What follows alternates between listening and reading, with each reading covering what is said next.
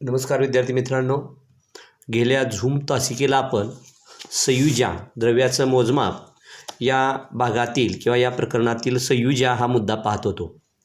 संयुजेचा अर्थ किंवा संयुजेची व्याख्या इथं मी तयार केलेली आहे किंवा लिहिलेली आहे. आयनिक बंध निर्माण होताना मूलद्रव्यांचा अणू जितके इलेक्ट्रॉन देतो किंवा घेतो ती संख्या म्हणजे मूलद्रव्याची संयुजा होय. म्हणजे या ठिकाणी बघा, मूलद्रव्याची संयुजा स्पष्ट करताना सोडियम क्लोराईडचं उदाहरण दाखवलेलं आहे पुस्तकामध्ये. सोडियम क्लोराईडचा अणू त्याचे इलेक्ट्रॉन स्वरूपन 281 आहे. म्हणजे तो जो सोडियमचा अणू आहे त्याचे इलेक्ट्रॉन स्वरूपन 281 असल्यामुळं बाह्यतम कक्षेत 1 इलेक्ट्रॉन असतो. हा 1 इलेक्ट्रॉन तो देणार आहे, त्यामुळं सोडियमचा 1 इलेक्ट्रॉन दिल्यामुळं त्याचा आयन Na+ तयार होतो आणि संयुजा 2-8 होती. म्हणजे पहिला तिसरी कक्षा तिची निघून जाते आणि दुसऱ्या कक्षेत 8 इलेक्ट्रॉन्स असतात. आता क्लोरीनचा अणू जो आहे त्याचं इलेक्ट्रॉन स्वरूपन हे 287 आहे. त्याच्या बाह्यतम कक्षेमध्ये 7 इलेक्ट्रॉन्स असतात. त्याचं अष्टक पूर्ण होण्यासाठी त्याला एका इलेक्ट्रॉनची गरज असते. नेमकं सोडियम 1 इलेक्ट्रॉन देतो आणि क्लोरीन 1 इलेक्ट्रॉन घेतो, त्यामुळं क्लोरीनच्या बाह्यतम कक्षेत 2, 8 आणि 8 असं त्याचं इलेक्ट्रॉन स्वरूपन होत असतं. म्हणजे 2, 8 आणि 8. त्यामुळं दोघांची अष्टक पूर्ण झालेली आहेत आणि 2 मूलद्रव्य एकत्र येऊन सोडियम क्लोराईड हे संयुग तयार होत असतं. या सोडियम क्लोराईडमध्ये सोडियमनं 1 इलेक्ट्रॉन दिलेला आहे आणि क्लोरीननं 1 इलेक्ट्रॉन घेतलेला आहे. त्यामुळं सोडियमनं 1 इलेक्ट्रॉन दिल्यामुळं सोडियम हा धन आयन तयार करत असतो. त्यामुळे सोडियमची संयुजा 1 आहे व क्लोरीन अणू 1 इलेक्ट्रॉन घेतो व क्लोरीनचा ऋण आयन म्हणजेच क्लोराईड आयन तयार होत असतो.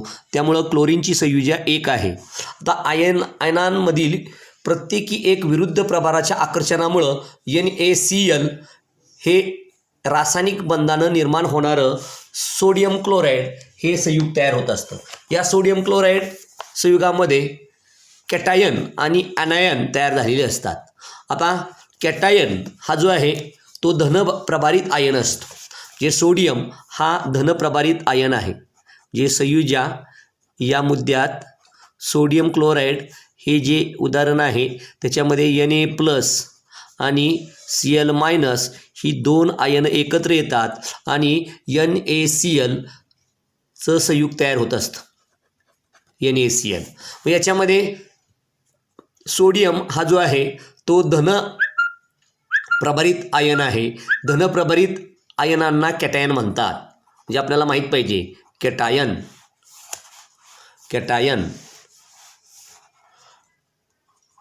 कॅटायन म्हणजे धनप्रभारित आयन किंवा धनप्रभारित आयन यांना कॅटायन असं म्हणतात. उदाहरणार्थ Na+, उदाहरणार्थ Na+,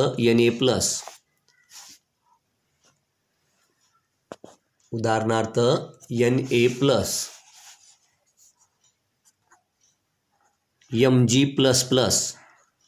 आता Mg++ कसे येते ते पुढच्या मुद्द्यामध्ये मॅग्नेशियम क्लोराईडचं संयुग कसं तयार होतं त्या उदाहरणात आपण पाहणार आहोत. आणि ॲनायन जो आहे ॲनायन हे ऋणप्रभारित आयन असतात. ॲनायन हे ऋणप्रभारित आयन आहेत. म्हणजे निगेटिव्ह ज्याला आपण म्हणतो त्यांना ॲनायन असं म्हणतात. आता ॲनायनमध्ये जर हिशोब केला तर Cl- हा ॲनायन आहे. म्हणजे हा ऋणप्रभारित आयन तयार करत असतो. म्हणजे आयनिक बंध तयार होताना किंवा निर्माण होताना मूलद्रव्याचे अणू जितके इलेक्ट्रॉन देतो किंवा घेतो ती संख्या म्हणजे मूलद्रव्याची संयुजा होय. पण त्यासाठी आपण NaClचं उदाहरण पाहिलेलं आहे. याच्यामध्ये Na हा कॅटायन आहे तर Cl हा ॲनायन आहे आणि दोन्हीची संयुजा 1 आहे. म्हणजे सोडियमची संयुजा 1 आहे. जे इथं आपल्याला म्हणता येईल सोडियमची संयुजा 1 व क्लोरीनची संयुजा सुद्धा 1, क्लोरीनची संयुजा 1 आहे. हे कॅटायन आणि ॲनायन मधलं झालं. आता दुसरं उदाहरण आपण घेणार आहोत मॅग्नेशियम क्लोराईड. Magnesium chloride. मग या मॅग्नेशियम क्लोराईड या संयुगामध्ये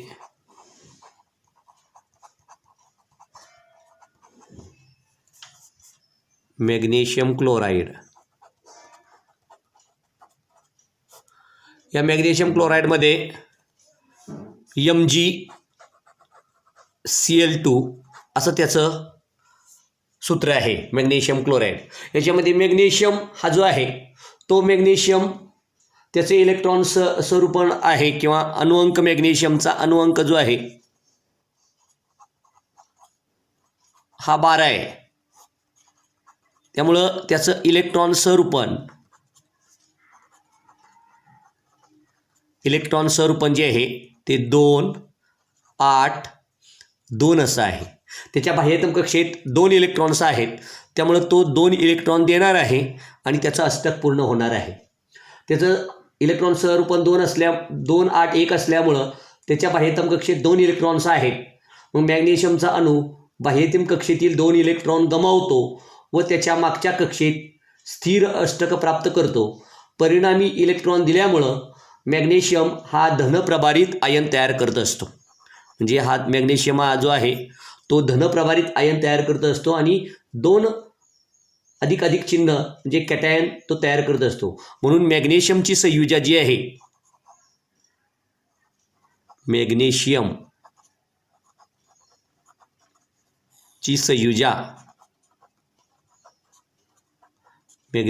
संयुजा 2 आहे. मॅग्नेशियमची जी संयुजा आहे ती 2 आहे. आता मॅग्नेशियमची संयुजा 2 आहे. याच्यामध्ये तो 2 इलेक्ट्रॉन्स बाह्यतम कक्षेत असल्यामुळं 2 इलेक्ट्रॉन गमावतो, म्हणजेच थोडक्यात कॅटायन तयार करत असतो. दा क्लोरीन हा जो आहे त्या क्लोरीनचं अणुअंक 17 आहे. आपण सोडियम क्लोराईडमध्ये पाहिलेलं आहे. क्लोरीन जो आहे, क्लोरीन हा जो क्लोरीन आहे त्याचा अणुअंक 17 आहे. इलेक्ट्रॉन स्वरूपण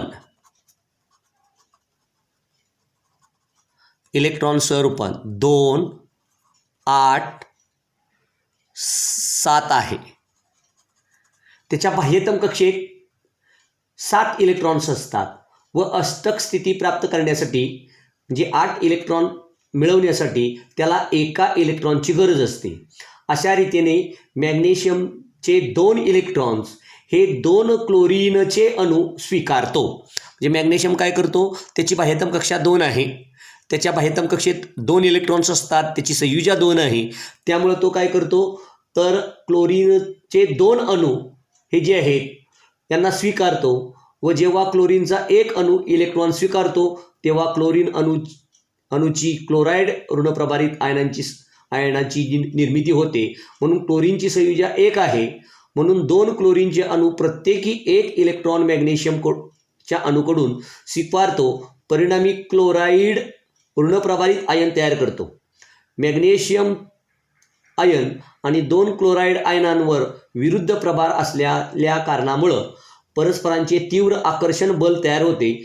परिणामी त्यांच्यातील रासायनिक बंध तयार होऊन मॅग्नेशियम क्लोराईड हे संयुग तयार होत असतं. म्हणजे याच्यामध्ये मॅग्नेशियमचा 1 अणू क्लोरीनच्या 2 अणूबरोबर एकत्र येत असतो. त्यामुळं मॅग्नेशियम क्लोराईड असं त्याचं संयुग तयार होत असतं. याच्यामध्ये Mg अधिक Cl2 म्हणजे हा Cl2 2 क्लोरीनचे आयन आहेत एकत्र येतात आणि मॅग्नेशियम क्लोराईड हे आयनिक संयुग तयार होत असतं. आता आपल्याला तिसरे एक संयुग आहे. म्हणजे पहिलं आपण सोडियम क्लोराईड पाहिलं, दुसरं मॅग्नेशियम क्लोराईड पाहिलं. आता तिसरं जे आहे ते कॅल्शियम ऑक्साईड संयुग जे आहे ते कॅल्शियम ऑक्साईडचं बघूया. संयुग कॅल्शियम ऑक्साईड म्हणजे CaO. कॅल्शियम ऑक्साईड याच्यामध्ये कॅल्शियमचा अणुअंक 20 आहे. त्याचं इलेक्ट्रॉन सहरूपण 2, 8, 8, 2 असं आहे. म्हणजे कॅल्शियमच्या अणूमध्ये बाह्यतम कक्षेत 2 इलेक्ट्रॉन्स असतात. कॅल्शियमचा अणू बाह्यतम कक्षेतील 2 इलेक्ट्रॉन गमावतो व त्याच्या मागच्या कक्षेचे स्थिर अष्टक प्राप्त करतो असतो. परिणामी कॅल्शियम हा जो आहे तो धनप्रभारित अधिक कॅटायन तयार करत असतो. म्हणून कॅल्शियमची संयुजा 2 आहे. आता ऑक्सिजनचा अणुअंक 8 आहे.